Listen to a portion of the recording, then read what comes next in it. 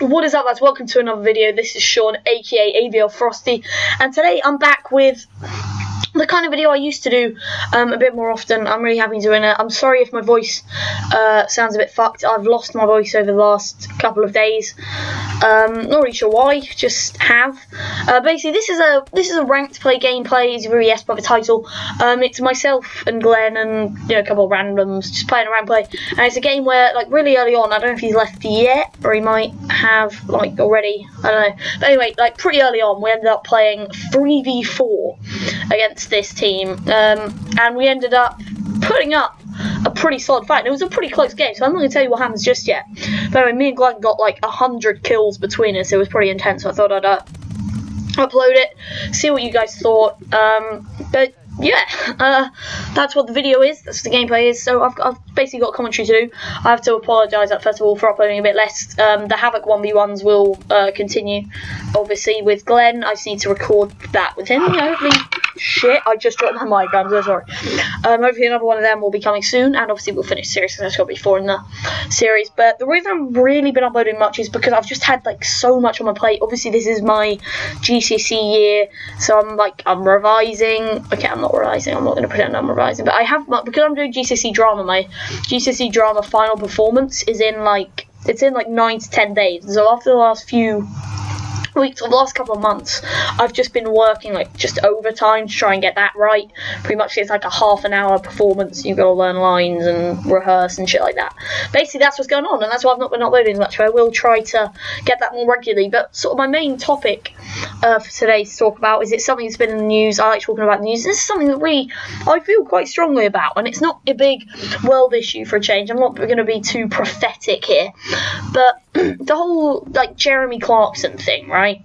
Obviously, if you don't live under a rock, you'll know that Jeremy Clarkson is the host, long-time host of BBC show Top Gear, which is the BBC's most watched show, and it's watched in 214 different regions or something like that, by the rights for the show. And basically recently, Jeremy Clarkson, the main presenter, has been suspended by the BBC because he punched a producer. Now, I share the opinion, and now I've signed the petition online. I will put the link in the description. Go sign the petition if you haven't already. But I take the opinion. I agree with May and Hammond and a lot of other people that have been defending Cameron. Even David Cameron has. No, did I just say Cameron? I'm really fucking up.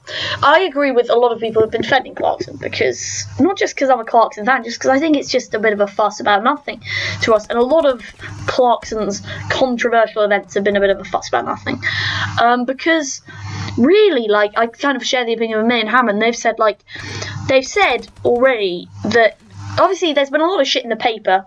Bear in mind, the paper I'm talking about is The Sun, right, reporting that he punched a producer because he was annoyed that the hotel didn't have any hot food. Whereas May and Hammond and a few others have weighed in saying, well, no, it's not. It's because he wasn't happy with the production of the show that week, because this happened when they were recording a show. And I can't claim to share all the details, but if the co-presenters of the show, Clarkson's best friends, say this, I'm going to believe them. But anyway, so he punches a producer in the face. And I just don't see why the BBC had to go, right, we're going to postpone the series, start a formal investigation. I don't know why they couldn't, at the very least, just have gone, right, we'll carry on with the series, we'll finish that, then we'll have an inquiry and sort it out. Because obviously they have a good 6-month break before they do, any more studio recordings for Top Gear. So they can just go, right, we'll give it a break for a bit, and then we'll see where we stand after this. I don't know why they had to go to the bother of... This will have lost the BBC a lot of money. And I'm not just talking about if they get rid of Clarkson, because that'll lose them a huge amount of money as well, because May and Hammond will, almost definitely go with him and make... not just lose the BBC money, but also make money for a rival. Okay, Channel 4, ITV, wherever. But they'll have lost money because, they made a big fuss about it when this series of Top Gear started. They're showing this series all around the world at the same time. So when it's 8 PM here, even though it's 3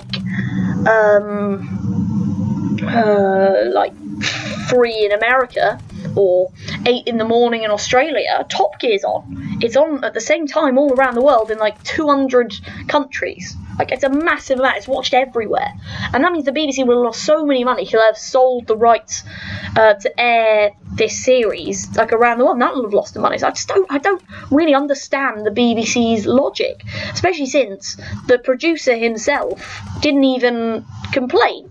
Like, I mean, he had a bit of a split lip. Oh well, bit of argy-bargy. All right, maybe he's a bit pissed off with Clarkson, but he didn't complain to the BBC. Clarkson himself decided to go, all right, sorry about this, BBC, about that. A bit of a bust up. Basically, yeah, we're both all right. Just thought I'd let you know. And then the BBC was like, nah, mate, you're suspended. And so that's what has happened now. And I just don't understand the whole thing. But touching on to a lot of Clarkson's past things, let's say, a lot of them, like, they're just not that offensive. Like, people take Clarkson, and this is like, they take everything in general too seriously. Like, people need to understand that comedy is a thing. You can make jokes about anything. Like, just because you don't find them funny doesn't mean you have to complain about them. Alright? For example, you know, and this applies to more than just Clarkson. For example, he made the joke about, and it was I think it was during their Burma special. He made a joke like Top Gear built a bridge, right? And then they stood back from it, and Jeremy Clarkson said, well, it's quite good, but there's a slope on it. Now this was actually, in my opinion, this was pretty clever, because what he's referring to is it's a pun. Basically, both the bridge did have a slope in it, like it was sloped, and there was also an Asian man walking across, and slope is sort of quite old-fashioned slang for an Asian person. And so he made quite a clever pun. And you have to understand that Jeremy Clarkson is not a racist person. He doesn't, you know, he writes a column for the Times, he writes a column for the Sun. Let's just forget that one.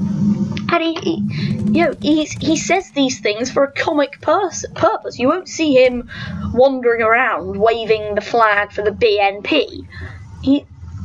He's just having it's funny.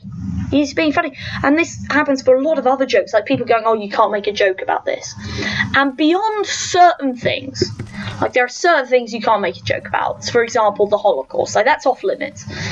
But other things, you know, like, other things in life, you know, they're made better by joking about them. You know, you don't act offended at the tiniest little things, basically what I'm saying. And it pisses me off when people are, because you see it all the time. For example, you see someone making a joke about, I don't know, like, I don't even know, like a religious joke, right? A religious joke. And if it's not an offensive religious joke, for example, a joke where perhaps someone goes, oh, all Muslims are terrorists, that's racist. That's more just a slightly dickheadish opinion displayed in the form of a joke, which isn't really a joke. But if someone just sort of makes a subtle little joke about it, no one has to act all fussy, you know. And it's kind of like, it's a big thing. It's not just jokes, but you often see like all these pissed off god botherers making a fuss about scientific innovations that ultimately benefit the world, and just fuck off, basically. But anyway, I'll play a bit of music to end the video. I can't talk for a full 10 minutes, but I hope you enjoyed what you have seen, and you come back for more when I upload another video. Thank you guys so much for watching. This has been AVL Frosty. Follow me on Twitter, all that stuff. Remember to sign the petition.